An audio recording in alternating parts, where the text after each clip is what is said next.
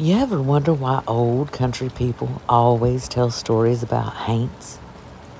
Old men and women reciting the most terrible stories about ghosts and apparitions lurking in the mountains or the woods at night.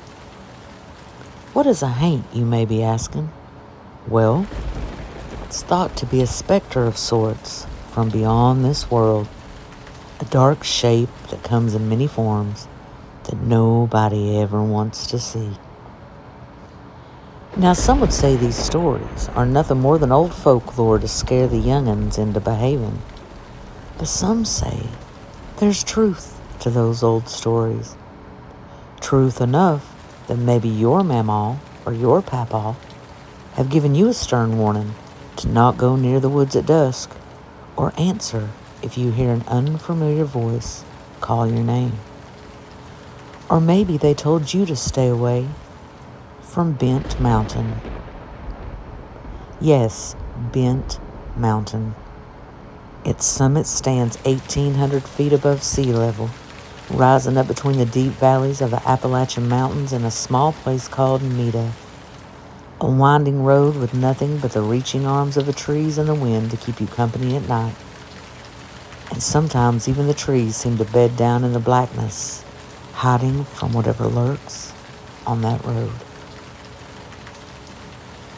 My stepdad traveled Bent Mountain for most of his life, day and night.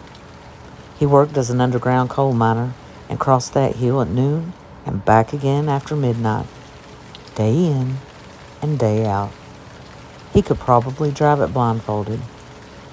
Not one time in all the years he worked and traveled across that mountain did he ever make mention of anything scary, except for once.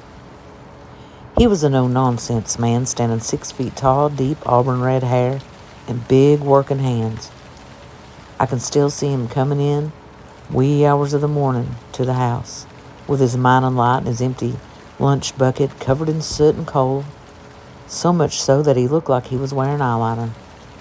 He wasn't easily shaken by anything, so when he told us what he saw on that mountain one summer night, we knew something had to be up there. He had gotten off work around midnight that night and started his journey back home, and as he had done so many nights before, he began his trek up Bent Mountain. As he came to the summit, he noticed a woman in a dress walking back and forth. Thinking she was in distress, he slowed down the truck and she approached his driver's side. He was fully expecting to see some raving mad woman who maybe had wandered up the hill. Or perhaps some old drunk had beaten his old lady and put her out up there. But that isn't at all what he saw. When she pressed her face against the glass, that was no woman. It was gray and wrinkled, with no sign of eyes or a mouth, with a dark, chaotic swarm where her features should have been, like a hornet's nest. Her face was writhing with these things, and she stood there, pressed against the window. In shock, he slammed his boot on the gas pedal and lunged forward, speeding off and down the mountain. He looked back as he frantically tried to hold the truck onto the road, and there she was, lockstep, keeping up with the truck, running alongside.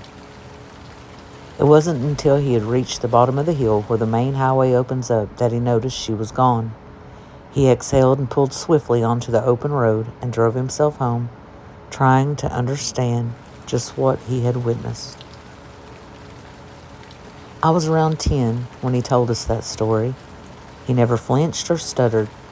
He told it as clearly and precisely as if he was dictating it to the courts. Years later, when I was all grown up, I asked him about the Hornet Woman. He said it wasn't true.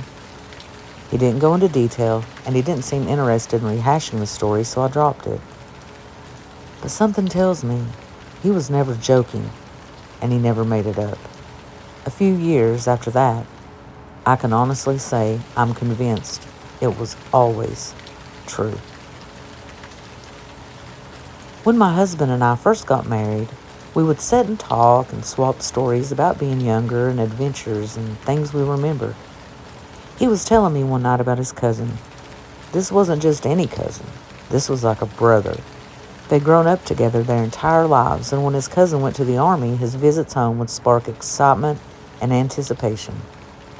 My husband recalled all the cool cassette tapes he'd bring to him and bring home to listen to, and how they'd always talk into the late night.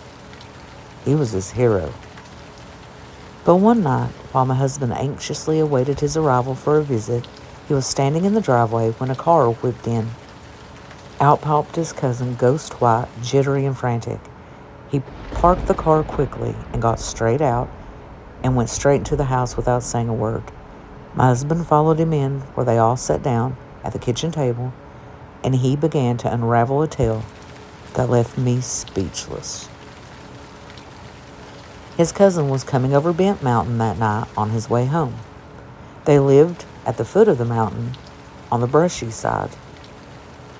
He was driving a pretty good speed when he saw what looked like a woman standing at its summit. She was wearing a dress and just standing there in the dark. He passed her a few feet and then whipped over in his car to see if she needed a ride. When she came up to the driver's side window, what he said next shook me to my core. He said she pressed her face to his window, and what he saw was not a woman, but what he described as a bee's nest. I immediately stopped my husband mid-sentence and rambled into my story my stepdad had told me many years before.